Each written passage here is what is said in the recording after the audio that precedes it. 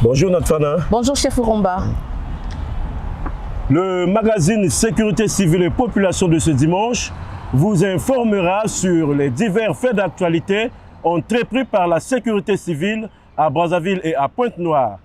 Vous sensibilisera sur la gestion de la scène de l'incendie par les sapeurs-pompiers et enfin vous préviendra sur la conduite à tenir devant une victime inconsciente qui ne respire pas. Mesdames et messieurs, bonjour, bienvenue dans cette émission.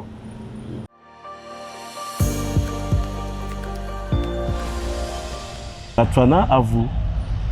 La reprise des activités sportives après le Covid-19 a redonné de l'engouement aux Congolais qui, depuis lors, affluent dans les mulets publics à Pointe-Noire pour la pratique des activités sportives, particulièrement sur le front des mers derrière la gare centrale. La sécurité civile déploie chaque dimanche matin son dispositif prévisionnel de secours pour accompagner ses sportifs en cas de nécessité de soins d'urgence. Reportage.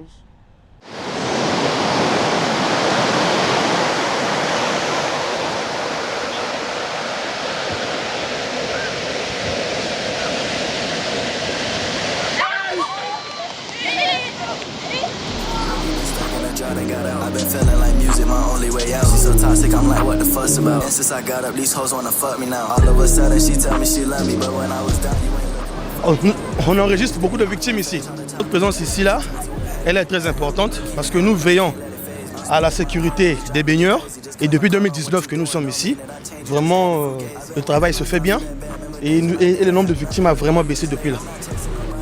Donc, comment est-ce que nous opérons? Nous leur limitons une zone de baignade. Maintenant, nous nous situons au-delà de la zone de baignade. Donc maintenant, de là où nous sommes, nous voyons comment ils se baignent. S'ils peuvent dépasser la limite délimitée, nous les renvoyons à la limite de sécurité. Nous sommes ici là chaque dimanche. Parce que les jours de dimanche, c'est là où il y a plus de monde ici. C'est là où il y a plus d'afflux, c'est-à-dire des baigneurs. Mais ce n'est pas que les dimanches. Même les jours des grands événements, comme les jours de Noël, les jours de Nouvel An, comme nous opérons aussi ici pour la sécurité des baigneurs.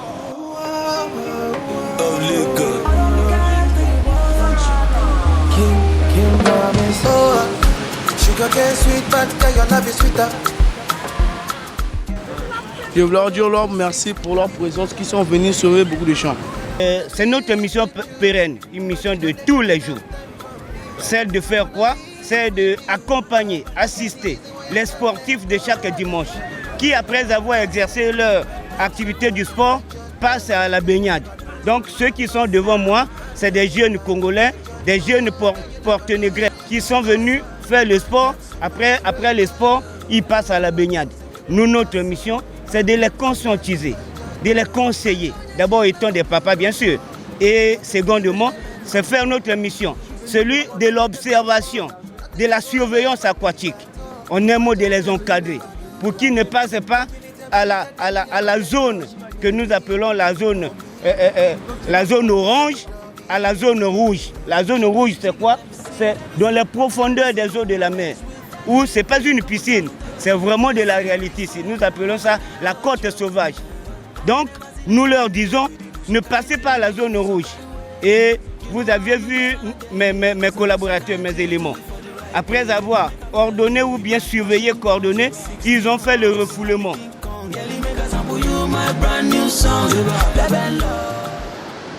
La journée de dimanche est réservée à la couverture sécuritaire au niveau de la plage. Le long de la côte sauvage, nous assurons la couverture sécuritaire des activités sportives avec un dispositif que nous mettons en place constitué à la fois des nageurs sauveteurs qualifiés et puis une équipe médicale composée des infirmiers pour répondre à toute demande de secours. Lorsqu'une personne est en détresse, particulièrement ceux qui viennent pour faire le sport, et parfois il y a des petits bobos, et en ce moment il faut une prise en charge immédiate. Alors nos équipes qui sont sur place le font et depuis un certain temps. C'est une activité qui a connu un ralentissement, sinon un arrêt, je dirais, à cause de la pandémie du coronavirus. Et depuis que les mesures ont été levées, les activités ont encore repris au niveau de la plage. Il y a aussi la sécurité de baignade et des activités nautiques.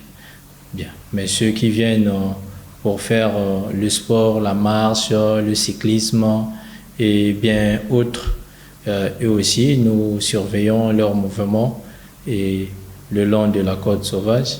Lorsqu'il y a un petit incident, un accident qui se produit, et tout de suite nous sommes là. Et voilà ce que nous faisons chaque dimanche matin. Revenons à Brazzaville, chef Romba. Les activités récréatives pour enfants au site de jeux de plaisance au niveau de la case de Gaulle à Brazzaville se déroulent sous assistance du dispositif sanitaire de la sécurité civile qui est déployé chaque week-end pour d'éventuelles prises en charge des enfants en cas de détresse. Zoom sur ces activités dans ces images de Georgelin Massamba.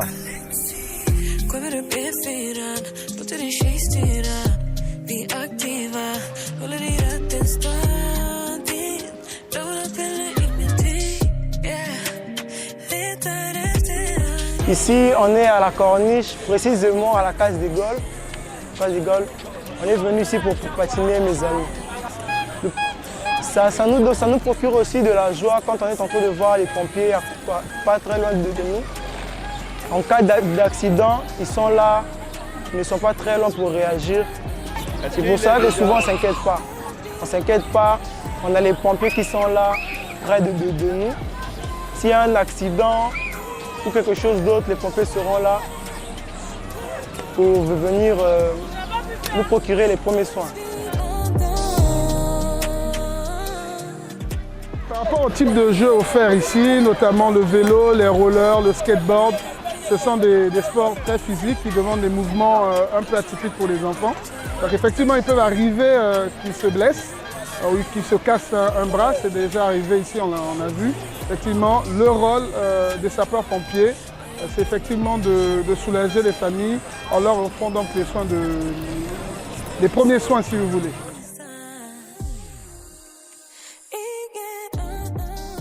Ça nous arrive d'avoir des cas, il y a des ceux qu'on retrouve ici qui ont des problèmes d'asthme, que nous stabilisons dans notre ambulance avec les premiers soins. Et on a aussi des cas de ceux qui ont souvent des mal, soit qui se blessent. Et on fait les premiers soins et à la demande des parents, nous transportons soit à l'hôpital le plus proche, soit à leur domicile. Nous demandons aux parents que quand ils voient nos ambulances, peu importe le lieu où ils se trouvent, qu'ils n'hésitent pas de se rapprocher auprès de nous par rapport à la situation qu'ils ont. Parce que nous, on ne se limite pas seulement aux accidents, mais nous avons aussi des services d'incendie, nous avons plusieurs services. Donc quand ils voient nos ambulances, qu'ils ne paniquent pas, parce que nous ne demandons pas de l'argent, mais nous faisons le service de la nation. Et voilà pourquoi je demande à tous les parents, quand ils ont des problèmes, surtout là où nous sommes, lorsque l'enfant a un malaise, qu'ils s'approchent auprès de nous, nous allons faire des premiers soins. Nous arrivons ici à 15 h et nous quittons ici une fois la population diminue ou bien quand ils ne sont plus là. Plusieurs étapes indispensables sont nécessaires pour les sapeurs-pompiers lors d'une opération d'extinction. Parfois mal comprises par la population, ces étapes nous sont expliquées par le lieutenant de police Djamonika Blanchard, sapeur-pompier professionnel.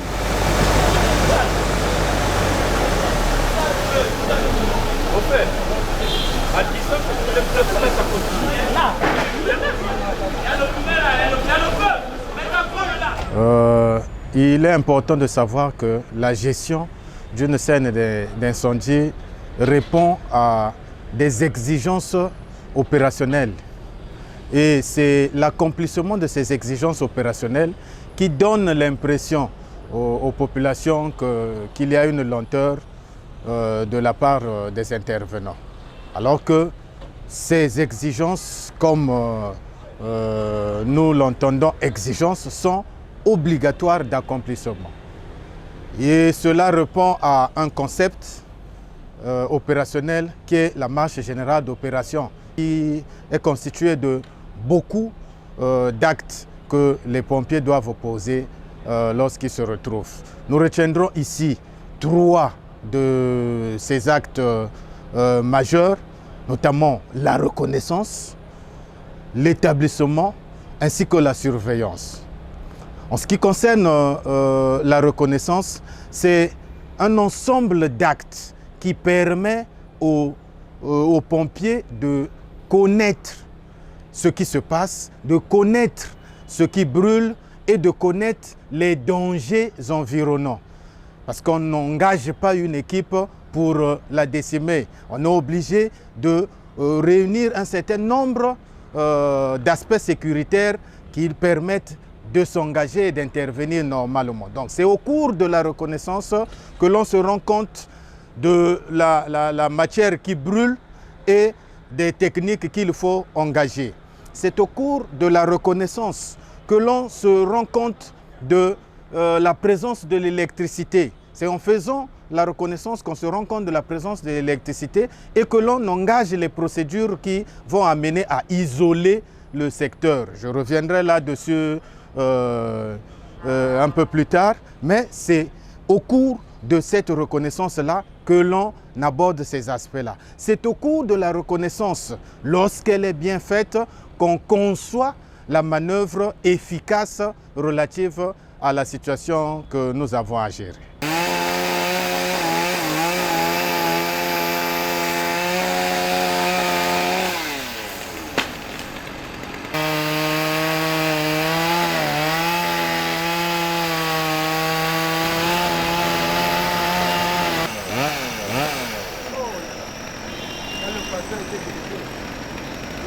La question de l'isolement, je dirais déjà qu'elle est d'ailleurs très bien traitée jusque-là parce qu'il existe un partenariat entre le commandement de la sécurité civile et la société EKRC. Au cours de la reconnaissance, comme je l'ai dit, s'ils constatent la présence de l'électricité, nous savons tous l'incompatibilité entre l'électricité et l'eau, qui est notre agent extincteur que nous emmenons le plus souvent. Et bien, lorsque cela est constaté, on est obligé d'informer les services de EKRC qu'ils déclenchent le processus d'isolement du secteur. Vous conviendrez avec moi que dans chaque transfo, il n'y a pas toujours des agents. Je ne voudrais pas rentrer dans le fonctionnement de EKRC, mais ce qu'il faut comprendre, c'est que ce processus s'inscrit dans le temps. Et c'est ce temps-là qui paraît aux yeux de la population comme une lenteur, comme s'ils sont arrivés, ils sont debout, ils assistent le feu, alors que nous mettons en place les conditions sécuritaires. Et d'ailleurs, la sécurité, ce n'est pas seulement pour les équipes qui interviennent. La sécurité, c'est aussi pour les populations. Parce que le risque d'électrocution en ce moment-là n'est pas seulement au niveau des pompiers, c'est aussi au niveau de la population qui généralement vient s'attrouper, vient envahir même le lieu de l'incendie. Et donc, c'est pour pallier ces éventuels suraccidents que l'on est obligé d'attendre et de mettre en place ce processus d'isolement, de se rassurer de l'isolement avant de pouvoir attaquer notre feu.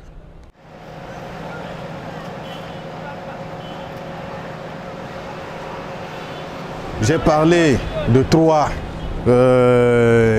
actes, la reconnaissance étant le premier.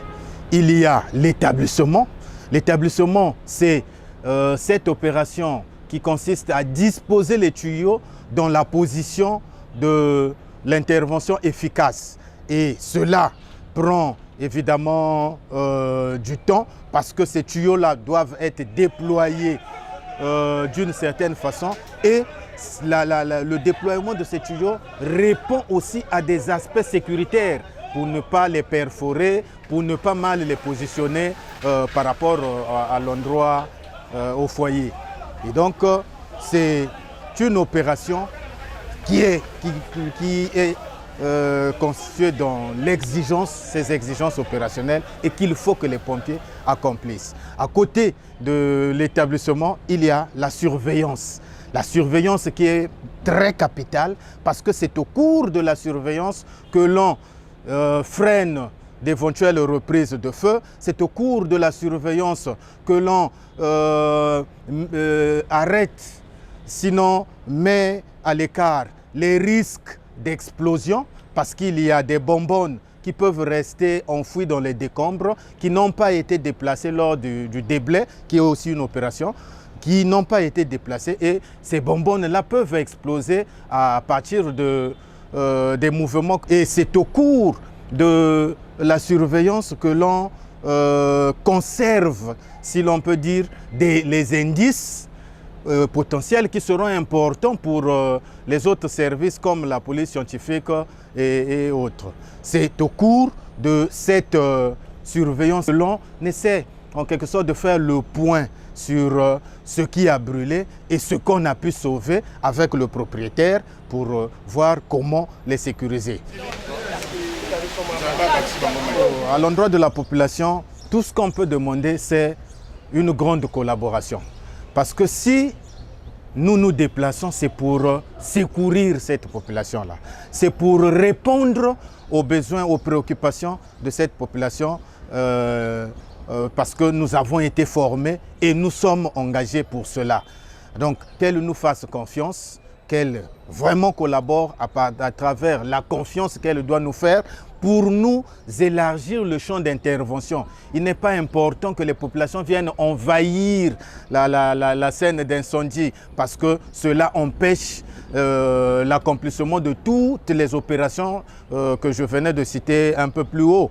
Et il est important que la population collabore aussi en nous laissant travailler. On voit parfois les populations qui sont enthousiasmées venir prendre le tuyau et le déplacer. Mais cela représente d'ailleurs un risque. Non seulement que ça entrave la bonne marche de notre opération, mais ça représente un risque pour ces gens-là qui viennent toucher les tuyaux. Vous savez que les tuyaux-là sont sous pression.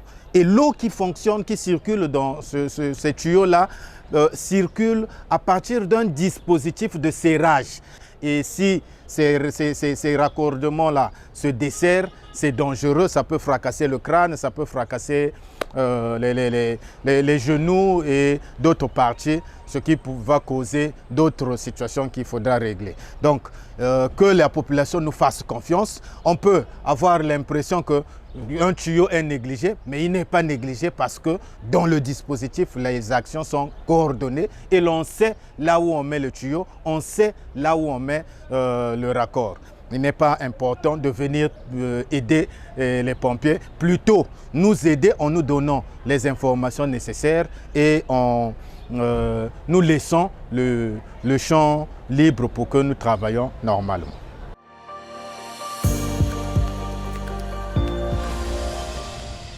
La vie d'une victime inconsciente qui ne respire pas est à brève échéance menacée si aucun geste de secours n'est réalisé.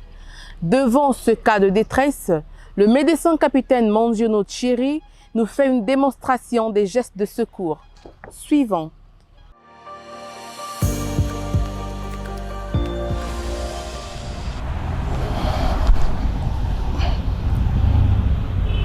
Aujourd'hui, nous allons parler de la réanimation cardio-pulmonaire ou respiratoire, communément appelée massage cardiaque. Alors donc, aujourd'hui, nous allons voir la technique de la réanimation cardio-respiratoire. Comment faire la réanimation cardio-pulmonaire? Premièrement, le sauveteur se met à genoux face à la poitrine de la victime. Notre victime doit être sur un plan dur. Si la victime était au lit, nous devons ramener notre victime sur un plan dur qui peut être le sol. On met notre victime au sol, un plan dur. Et nous devons dénuder notre victime. Notre victime, une fois dénudée, nous devons repérer l'os sternal ou le sternum. Le sternum, c'est l'os qui se trouve au milieu de la poitrine, entre les deux mamelons ou les deux seins de notre victime. Au départ, nous devons poser le talon de notre main au milieu du sternum de notre victime. Et donc, nous devons rechercher le milieu du sternum. Et pour trouver le milieu de l'os sternal, il suffit de prendre la moitié du sternum entre la partie inférieure au niveau de l'appendice xiphoïde et la partie supérieure. On prend la moitié, c'est à ce niveau, et nous prenons le milieu. Une fois le milieu du sternum est repéré, nous posons le talon de notre main sur notre sternum, ou le sternum de la victime. Nous prenons l'autre main, ici c'est notre main gauche, nous la déposons sur la première main. Les doigts des deux mains doivent être entrecroisés. Et donc nous commençons nos compressions thoraciques. Ici, pour une bonne réanimation cardio-pulmonaire ou respiratoire, ou massage cardiaque, chez un adulte, il nous faut 30 compressions thoraciques alternées de 2 insufflations. Et donc, pendant que nous réalisons nos compressions thoraciques, nous devons compter. Et donc, nous commençons nos compressions thoraciques, tout en comptant. Les bras du sauveteur doivent être perpendiculaires au sternum ou au thorax de la victime. Nous ne devons pas fléchir les coudes de nos membres supérieurs. Le tronc du sauveteur ne doit pas aller en avant ni en arrière. Les reins sont fixes, verticales, nos mains sont verticales, nos bras sont verticales sur la poitrine de notre victime, précisément sur l'os sternal. Nous commençons à compter. 1, 2, 3, 4, 5, 6, 7, 8, 9, 10, 11, 12, 13, 14, 15, 16, 17, 18, 19, 20, 21, 22, 23, 24, 25, 26, 27, 28, 29, 30. Nous avons 30 compressions thoraciques qui seront alternées de 2 insufflations. Donc nous allons faire une insufflation bouche à bouche. En faisant l'insufflation bouche à bouche, nous devons mettre la tête de notre victime en arrière afin de libérer les voies respiratoires pour que l'air que nous allons insuffler puisse passer au niveau des poumons. Et donc, pendant l'insufflation, bouche à bouche, nous allons comprimer le nez de la victime afin que l'air qui sera insufflant de sa bouche ne puisse pas sortir vers le nez. 1, 2.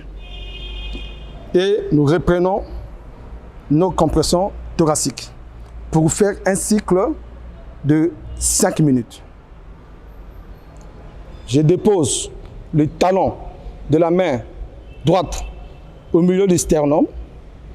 Je entrecroise les doigts de 2 mains et je commence les compressions.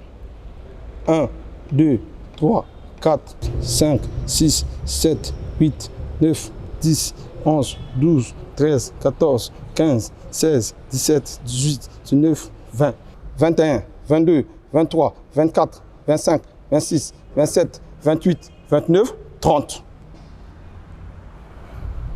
Pour faire l'insufflation, je dois basculer la tête de la victime vers l'arrière afin de libérer les voies respiratoires supérieures. Et pour faire l'insufflation, bouche à bouche, je dois comprimer le nez afin que l'air qui sera insufflé dans la bouche ne puisse pas sortir par le nez.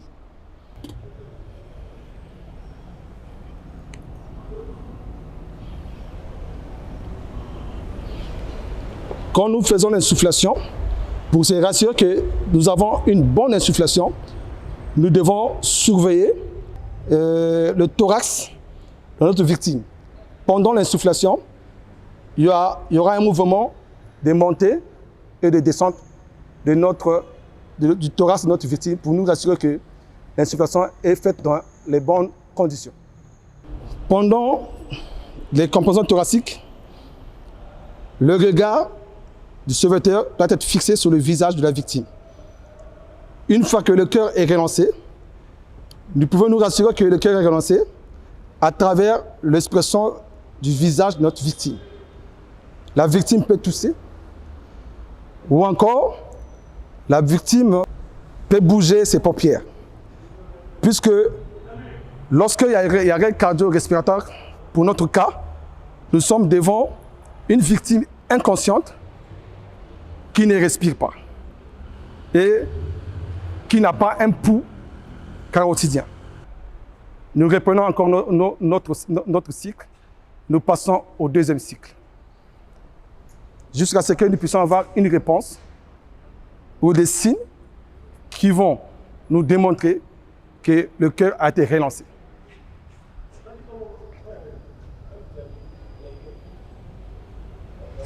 Un, 2, 3, 4, 5, 6, 7, 8, 9, 10, 11, 12, 13, 14, 15, 16, 17, 18, 19, 20, 21, 22, 23, 24, 25, 26, 27, 28, 29, 30.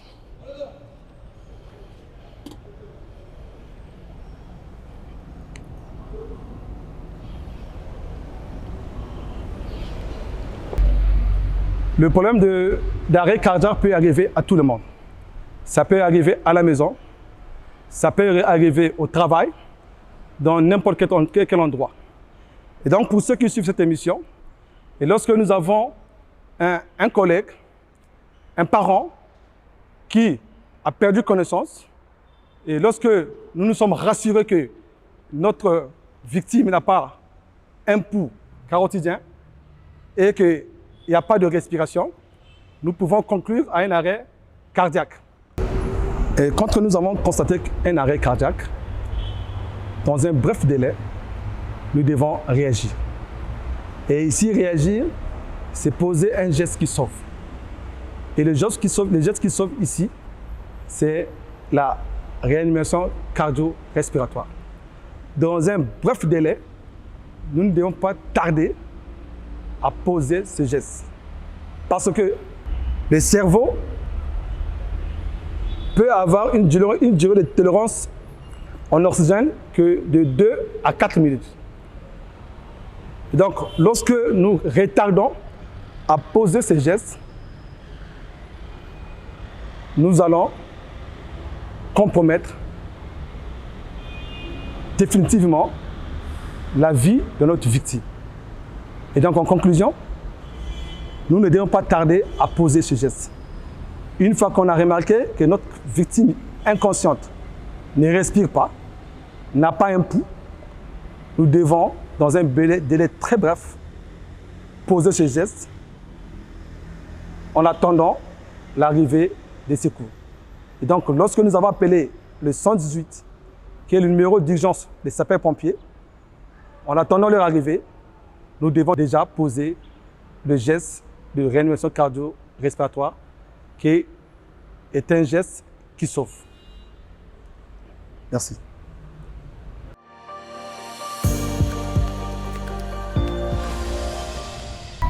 Ce magazine Sécurité civile et population de ce jour touche à sa fin. À la supervision, le commandement de la sécurité civile, présentation brigadier chef Ouromba Donald et Natfana Bamana, prise de vue Georges Lemassamba, à la réalisation Emma Bouka. Merci, à la prochaine.